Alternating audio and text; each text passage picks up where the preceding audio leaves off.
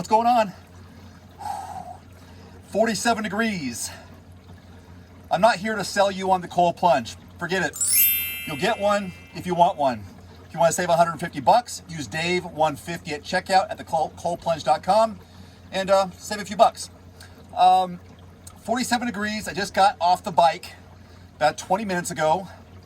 86 miles. And I was looking forward to this because I am almost 5 weeks and a couple of days away from Ironman Arizona. I'm on a 12-week plan that I got on Training Peaks from Coach Wendy Mader, who just finished her 10th Ironman World Championship in Kona a little over a week ago. 20 Ironmans to her credit. So I'm following her coaching plan. And it's been a rough ride for me personally. If you've been following my cold plunge diaries, man, ups and downs, emotionally, physically, but the cold plunge has been the constant. I have not experienced the normal soreness that I've had in the past when I haven't cold plunged during a training plan. And it's because of the cold water immersion. It's the recovery aspect. It's the lack of inflammation. I'm inflamed. I'm just this right here minimizes the inflammation after hard workouts, so I'm able to get back at it quicker and stay and give it my a better effort next time around. So life happens. You probably know that when it comes to training, specifically for a long distance event, whether it's a half Ironman, an ultra run, Ironman distance. So I've adjusted my plan based on my life. Life comes first, family comes first, plan works around it. So because I've had work and family and travel, I've made sure I've hit the important workouts, the workouts that I like, the distance, like I needed to be on the bike, 5 hours worth, or I needed to do the distance. So today I wanted to go 100 miles, 5 hours, but I got to pick up the kids here in a little bit. So I managed to do an hour before the road. So I went to the Peloton for an hour, and then I went out. And I went out 2 hours thinking, okay, 2 hours out, 2 hours back. But on the way back, I came back faster. So I didn't get the 4 hours I wanted. I think it was like 3:35 or so. Good average on the speed. And I haven't looked at my power numbers, but when I'm doing these longer rides, for those of you who care, I'm looking for saddle time. I'm looking for time on the road. And so the first hour, I went out casually, comfortably, easy. And then I got to the hour mark. I said, okay, now I know where I'm at. I'm averaging X miles per hour. Okay, I got one more hour to go. Let's pick up the pace a little bit. And then when I went out, I want to turn around. It's really just kind of the math. What do I need to do?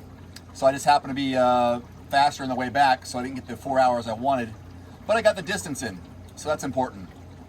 So it was like 19 miles on the Peloton, and then 64 and a half miles on the bike.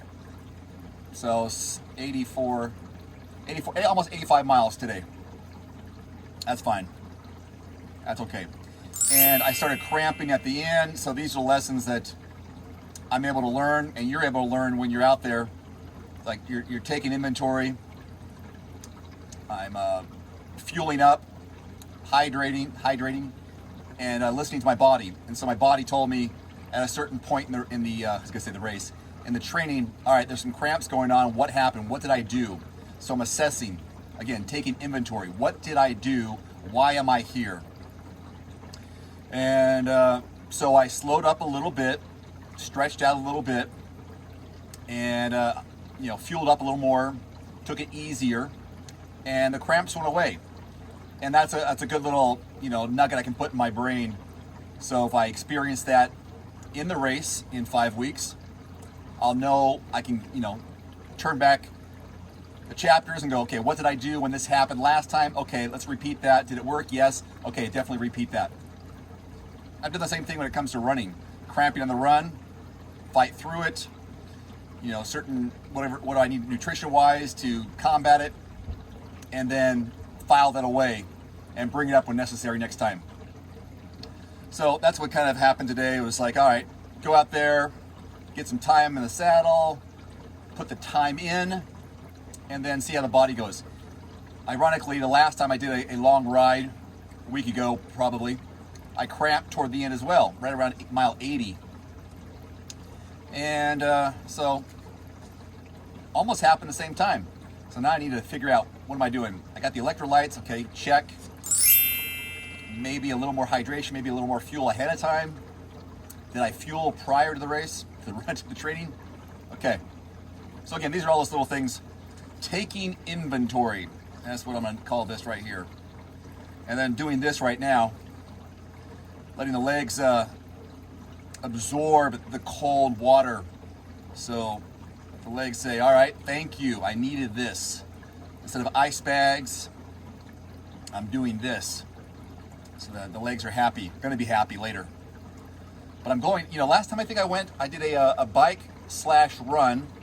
Bike on one day, the run the next day. Those are pretty heavy days. And then I just went lower body in the cold plunge. Today, I'm submerging all the way just because I want to suffer.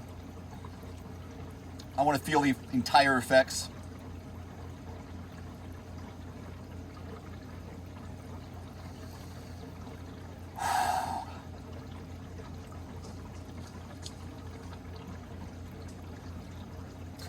Sorry, distracted by a squirrel knocking down some pine cones.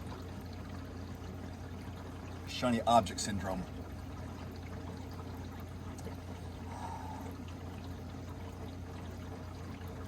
It's mid-October 2022. Fortunately, we still have great weather here in the Pacific Northwest, inland northwest of eastern Washington state, where I am right now. So you can see great weather. Temperature must have been high 60s, maybe 70. I don't quite sure if I got to 70 today during my ride. But I know this is fading fast. I may have to do some of the, probably will have to do some of the rides inside coming up, or just bundle up even more. All right, I'm about finished up here. I'm gonna go downstairs, get some food, bundle up, which will seem strange on a day like this, and let the rest of the day just relax. Next couple days will be a long run.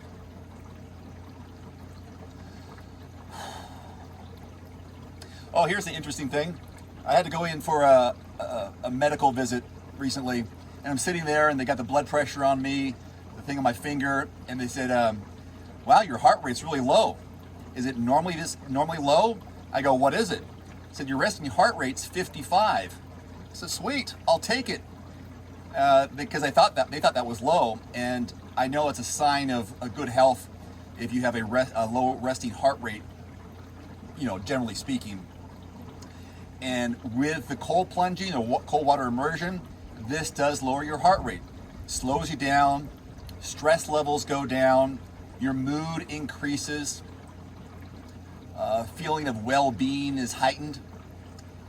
And so that was kind of cool. Like, oh, 55. Yeah, I feel really calm, really relaxed. I will give some credit here to the cold plunge. And my just being fit, I guess, part of it as well. I think they were also impressed based on the questions they asked me and my answers, and them going, these are good for a guy who's 50 years old. Nice job. They don't see that very often. Well, good, doing something right. Okay, that should be enough. If you're into cold plunging, if you can go 3 or 4 times a week, total 12 to 15 minutes, total submersion, you're gonna do a lot of positives for yourself. I've had nothing but positive reactions to this over the last 2.5 months. Yeah, 2.5 months now. Starting to shiver. All right, Dave150 at checkout, thecoldplunge.com. People are using the discount code, saving money when they buy it. Do the same thing. Save yourself some money, get the benefits of this. No regrets. I have no regrets. Only regret I have is I wish I would have done it sooner. That's it. Okay, I'm trying to extend this because I want this to be, I want to feel the benefits later because I know how good this is for me. The longer I stay in here, the better. Well, not the better. There's a point where it says you're telling yourself, okay, mentally I can handle the cold, 47 degrees. You don't need to go any further. I've got the benefits. The body's reacting positively. I'm just gonna shiver later. All right. I'm just guessing. 8 minutes, 9 minutes? All right. Thanks for watching. Take care. Have a great day. Make it count. See you next time. Adios.